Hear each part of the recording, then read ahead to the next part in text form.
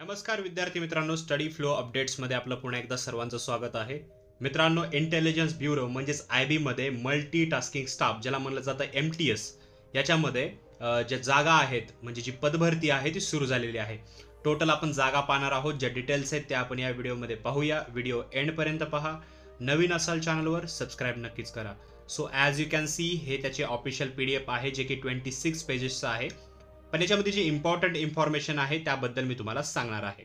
तर फर्स्ट पेजवरच vacancies with reservation breakup बद्दल दिलेला आहे, म्हणजे प्रत्येक प्रवर्गानुसार जागा वितरित करण्यात आलेल्या आहेत ते सांगितलेलं आहे. आणि जे सबसिडरी इंटेलिजन्स ब्युरो आहेत, कुठे कुठे ह्या जागा आहेत ते सांगण्यात आलेलं आहे. तर याच्यामध्ये वॅकन्सीज तुम्ही स्क्रीनवर पाहू शकता. या स्क्रीनची जे म्हणजे व्हिडिओ क्वालिटी थोडी इन्क्रीज करा जेणेकरून तुम्हाला दिसेल. याच्यामध्ये जर आपण महाराष्ट्राचा विचार केला तर मुंबईमध्ये सुद्धा याच्या जागा दिलेल्या आहेत. जसं की तुम्ही इथं पाहू शकता, टोटल 22 याच्यामध्ये जागा आहेत मुंबई. पण बाकी ठिकाणी सुद्धा तुम्ही भरू शकता. टोटल 362 जागा यामध्ये दिलेल्या आहेत. प्रत्येक जे ब्युरो आहे, सबसिडरी ब्युरो आहे, त्यानुसार या जागा देण्यात आलेल्या आहेत. खाली आपण पाहूया. याच्यामध्ये जे पर्सन्स विथ बेंचमार्क डिसॅबिलिटीज म्हणजे जे स्टुडंट आहेत ज्यांना डिसॅबिलिटी इश्यूज आहेत तर त्यांच्यासाठी सुद्धा जागा याच्यामध्ये ॲज पर ॲक्ट रिझर्व्ह ठेवण्यात आलेल्या आहेत. याच्यामध्ये क्लासिफिकेशन पाहू शकता. डिस्क्रिप्शन दिलेलं आहे पोस्टचं. जनरल सेंट्रल सर्व्हिस ग्रुप Cचा आहे, non gazetted, non ministerial. Pay scale याचा पाहू शकता 18,000 ते 56,900 हा पे मॅट्रिक्स आहे. इसेन्शियल क्वालिफिकेशन काय लागतं तर matriculation or equivalent from recognised board, 10वी पास असेल ते सुद्धा याच्यासाठी भरू शकता. किंवा possession of domicile certificate that state against which candidate has applied on closing date application. Domicile एक लागतं. त्याचबरोबर आपण महाराष्ट्रामध्ये आपल्याकडे डोमासाईल आहे सर्वांकडे, तर मुंबईसाठी तुम्ही भरू शकता. एज लिमिट याच्यामध्ये 18 ते 25 वर्षाची एज लिमिट पाहिजे. 18 पेक्षा कमी नसू नये, 25 पेक्षा जास्त नसू नये. कुठपर्यंत तर 14/12/2025 पर्यंत. Upper age limit SC ST या प्रवर्गासाठी 5 वर्ष रिलॅक्सेशन आहे. OBC या प्रवर्गासाठी 3 वर्ष आहे. आणि जे डिपार्टमेंटल कॅन्डिडेट्स असतील जे ऑलरेडी जॉब करत आहेत त्यांच्यासाठी अप टू 40 इयर्स म्हणजे 40 वर्ष आहे. तर अशा प्रकारे एज लिमिट दिलेली आहे, तर तुम्हाला बघायची आहे. एज लिमिट रिलॅक्सेबल जे आहे अप टू एज ऑफ 35, जे अनरिझर्व्ड कॅन्डिडेट आहे त्यांच्यासाठी इथं दिलेलं आहे. डायवॉर्स्ड वुमेन, त्याचबरोबर ज्युडिशियली सेपरेट झालेले आहेत त्यांच्यासाठी सुद्धा इथे जागा आणि जे रिलॅक्सेशन आहे ते देण्यात आलेलं आहे. आता याच्यामध्ये काही नोट्स दिलेल्या आहेत, जसं की याच्यामध्ये ज्यावेळेस चेंजेस वगैरे होतील या सगळं काही ज्या असतील म्हणजे या जागा वाढ वगैरे होणे किंवा कमी होणे या सगळ्या provisional and liable to change हेच चेंज करतील ते त्यांच्या हातात आहे.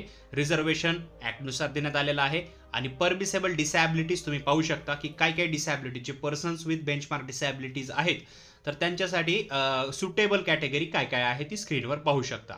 बाकी इथं आपण स्कीम ऑफ एक्झाम बघूया. आता सर्वप्रथम आता आपण पहिल्या जागा किती इथं, त्याचबरोबर आता फॉर्म मी भरायचा आपण पुढे पाहूया. पण इथं स्कीम ऑफ एक्झाम कशी आहे तर बघा, डिस्क्रिप्शन एक्झामचं दिलेलं आहे. याच्यामध्ये ऑनलाईन एक्झाम होणार आहे. ऑब्जेक्टिव्ह टाईप क्वेश्चन्स म्हणजे जे MCQ टाईप क्वेश्चन्स असते तर मल्टिपल चॉईस क्वेश्चन ते असणार आहे.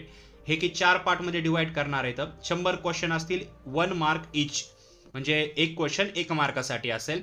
याच्यामध्ये जनरल अवेअरनेससाठी 40 मार्क, क्वांटिटी अप्टिट्यूडचे 20 मार्क, न्यूमरिकल किंवा ॲनालिटिकल किंवा लॉजिकल ॲबिलिटी जे असते रिझनिंग म्हणतात त्याला, त्याचे 20. आणि इंग्लिश लँग्वेज नेगेटिव्ह मार्किंग आहे याच्यामध्ये 1/4 फॉर इच रॉंग आन्सर. तर 4 चुकले तर 1 मार्क जाईल, तर असं त्याचे 20 मार्क. असं टोटल 100 मार्क्स. 1 तासाचा वेळ तुम्हाला दिला जाईल. त्याच्यामध्ये टियर 1ची ही एक्झाम आहे. नंतर ज्यावेळेस तुम्ही याच्यात पासआउट होताल, मेरिटमध्ये याल, तर टियर 2 एक्झाम चालू होते. त्याच्यामध्ये डिस्क्रिप्टिव्ह टेस्ट असणार आहे इंग्लिशवर, इंग्लिश लँग्वेज आणि कन्व्हर्सेशनवर. त्याचबरोबर बेसिक ऑफ इंग्लिश लँग्वेज त्याची बेसिक असणार आहे. Vocabulary, correct grammar, sentence structure, synonym, antonym, त्याचबरोबर करेक्ट युसेज. तर याचे 50 मार्क असणार आहेत आणि 50 मार्काची असं 1 तास तुम्हाला वेळ दिला जाणार आहे. त्याचबरोबर म्हणजे म्हणू शकता की जे MCQ टाईप एक्झाम आहे टियर 1 ती 100 मार्काची आणि दुसरी 50 मार्काची. दोन्हीला 1-1 तास वेळ दिलेला आहे. आता इथं सेंटर ऑफ एक्झामिनेशन पाहूया. जर तुम्ही फॉर्म भरला तर तुमचे सेंटर्स कुठे येऊ शकतात तर ह्याच्यामध्ये सर्व सेंटर्स इथे मेन्शन केलेले आहेत. स्क्रीनची क्वालिटी, ह्या व्हिडिओची क्वालिटी इन्क्रीज करा जेणेकरून तुम्हाला हे सर्व सेंटर्स आहेत ते दिसून येतील. महाराष्ट्रामध्ये पाहिलं तर अमरावती, छत्रपती संभाजीनगर, त्याचबरोबर जळगाव, कोल्हापूर, लातूर, मुंबई MMR, नागपूर, नांदेड, नाशिक, पुणे आणि सांगली हे शहर जे आहेत ते महाराष्ट्रामध्ये जे आहेत इथं प्रोबॅबली यांचे सेंटर असणार आहेत म्हणजे फॉर्म भरल्यानंतर. आता याच्यामध्ये ॲप्लिकेशन बद्दल पुढे वगैरे दिलेलं आहे, काही नोट्स दिलेले आहेत जे की वाचायची गरज नाहीये.